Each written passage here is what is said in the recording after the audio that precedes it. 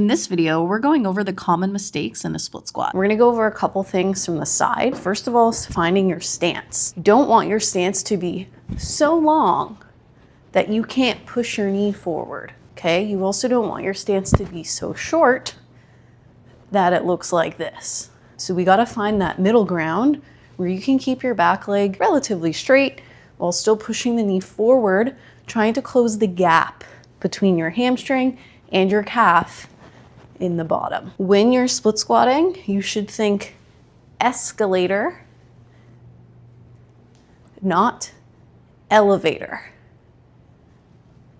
Escalator means push the knee forward until the hamstring touches your calf, keeping your chest up. The other thing to keep note of is your back foot. See how my heel is off the ground the entire time, even at the top. A common mistake is people drop the heel and then they lift it as they go down, and then they drop it at the top, and then they lift it again.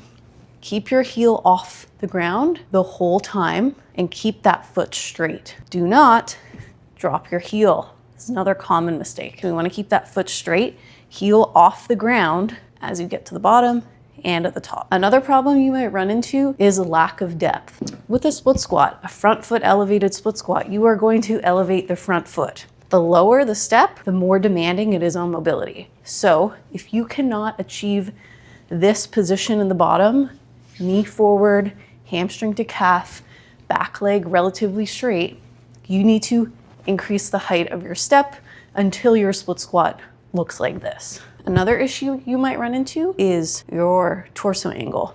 So sometimes people will go down and they start to drop their chest.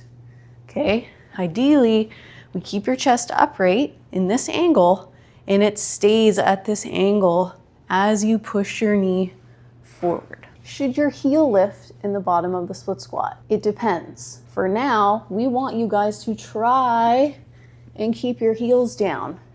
If you can't, because you're driving your knee so far forward and your ankle dorsiflexion does not allow you to keep your heel down, a little bit of lift is okay. We want you to try and keep it down. Another thing to note is the width of your stance. You want to be walking on a ladder, not a tightrope.